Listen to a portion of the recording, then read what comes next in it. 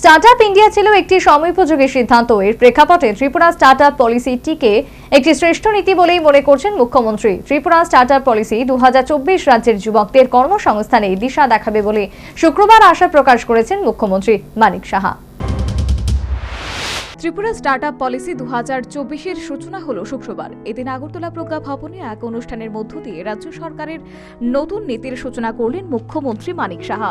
2019 সালে Tripura ITES startup policy 2019 চালু করা হয়েছিল।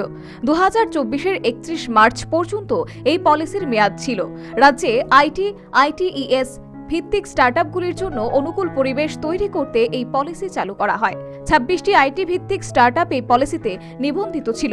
বর্তমানে আইটিইএস স্টার্টআপ প্রকল্পের অধীনে স্বীকৃত 26টি সহ ত্রিপুরার 127টি স্টার্টআপ ভারত সরকারের department for promotion of industry and internal ট্রেডের সাথে নিবন্ধিত।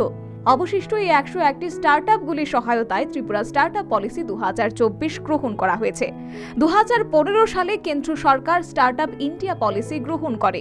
অনুষ্ঠানে বক্তব্য রাখতে গিয়ে মুখ্যমন্ত্রী স্টার্টআপ ইন্ডিয়া নীতি নিয়ে প্রধানমন্ত্রীর এই উদ্দেশ্যকে ব্যাখ্যা করে বলেন, দেশের যুবক যুবতীদের প্রতিভা কাজে লাগাতে স্টার্টআপ ইন্ডিয়া ছিল একটি সময় উপযোগী সিদ্ধান্ত।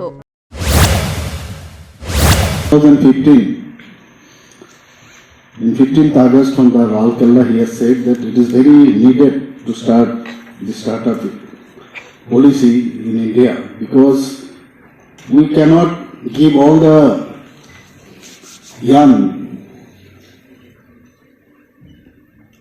the job so that we in future we will have no choice that without this job, the students or the youth cannot have other opportunities.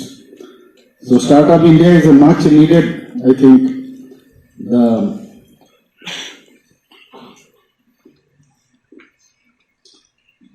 scheme that was started by our Honorable Prime Minister. রাজ্যের ক্ষেত্রেও এই নীতি যথেষ্ট সময় উপযোগী, কারণ সমস্ত শিক্ষিত যুবক যুবতীকে চাকরি দেওয়া সম্ভব নয়।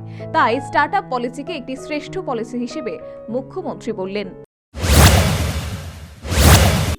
And it is nothing but to help our youth, the talented people, particularly as because I am talking about Tripura, youths are all running after this job and job and job. But giving job, you cannot. All the peoples cannot be given the jobs. So this is the best policy, I think, if we create this kind of policy. It is a known fact that youth is a very energetic and capable a lot. However, this energy and enthusiasms of theirs do not often go in the right direction. It will channel this energy in the right direction, and this will ensure that the youth.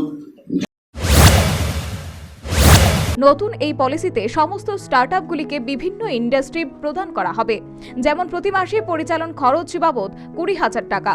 মহিলা পরিচালিত এবং বিশেষভাবে সক্ষম দ্বারা পরিচালিত স্টার্টআপগুলির ক্ষেত্রে পরিচালন খরচ বাবদ যথাক্রমে 10% এবং 20% আরও অতিরিক্ত দেওয়া হবে। Bureau report, news vanguard.